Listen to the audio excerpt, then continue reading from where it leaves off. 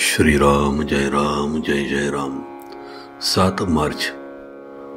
प्रपंचातील थोडी तरी चिकाटी भगवंतासाठी धरावी।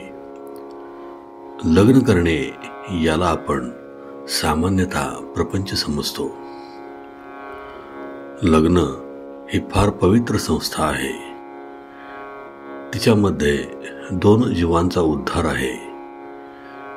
ज्याप्रमाणे गुरु आणि शिष्य यांचा संबंध असतो, म्हणजे दोघांचे मत एकच असते, त्याप्रमाणे पती आणि पत्नी यांचा संबंध असावा। पत्नी आपले सर्वस्व पतीला देते, यामध्येच खरे पवित्रपण आहे। लग्नाचा पवित्रपणा ज्यावेळी नाहीसा होईल, त्यावेळी आपल्या धर्माचा पायाच उखडला असे समजावे। आपली अशी समजूत असते की लग्न केले तेव्हा सुख हे लागणारच। जे परमेश्वराने निर्माण केले ते माझ्या सुखासाठीच केले असे आपण म्हणतो।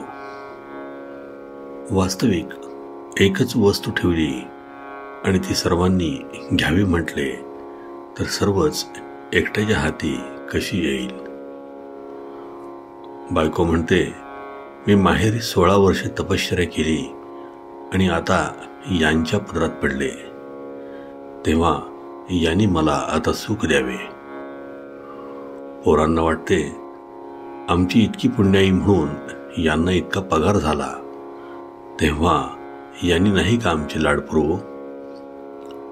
खरोखर सुखाकरिताच प्रत्येकाची धडपड चाललेली असते, परंतु खरे सुख कशात आहे हे कळून सुद्धा आपण डोळ्यांवर कातडे ओढून घ्यावे त्याप्रमाणे तिकडे दुर्लक्ष करीत असतो।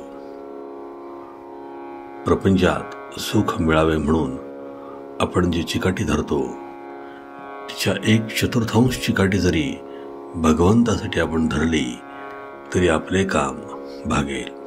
आनंदाच्या प्राप्तीसाठी आपण जे साधन आज करतो आहोत ते चुकीचे आहे।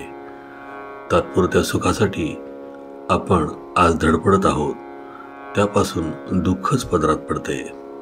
म्हणून तसे न करता चिरकाल टिकणाऱ्या सुखासाठी आपण काहीतरी साधन करावे। जगामध्ये प्रत्येक गोष्टीला बंधन आहे, प्रत्येकाचे नियम ठरलेले आहेत। त्या नियमांचे उल्लंघन करणे म्हणजे अनवस्था आणणे होय। त्याप्रमाणे कुटुंबामध्ये प्रत्येक माणसाचे कर्तव्य ठरलेले आहे। असे कर्तव्याचे वळण जिथे असते त्या घराला वळण आहे असे म्हणतात। ज्या घरामध्ये वळण असते ते घर सुखी होईल। समजा आपण एक घर बांधले, त्यामध्ये दरवाजे केले, भिंतीला खिडक्या केल्या, वर आढ्याला झरोके केले। आता त्यापैकी झरोक्यांनी विचार केला की आम्ही का म्हणून लहान असावे, आम्ही दरवाजांनी इतकेच मोठे होणार असे म्हणून ते दरवाजांनी इतके मोठे झाले। खिडक्यांनीही तोच विचार केला आणि त्या सगळ्या दरवाजांनी इतक्या मोठ्या बनल्या। असे झाल्यावर त्या घराचे काय होईल। हे जसे योग्य नव्हे, तसे या घरामध्ये प्रत्येक जण आपलेच मत खरे म्हणतो आणि जेथे वडील माणसांविषयी आदर नसतो, त्या घराचा विचका व्हायला वेळ लागत नाही। आजचे बोधवचन: आपल्या घरातील वातावरण शुद्ध, शांत आणि पवित्र असावे। श्रीराम जय जय राम। जयाचा जनी जन्म नामार्थ झाला, जयाने सदा वास नामात केला। जयाच्या मुखी सर्वदा नाम कीर्ती, नमस्कार त्या ब्रह्म चैतन्य मूर्ती। जय जय रघुवीर समर्थ।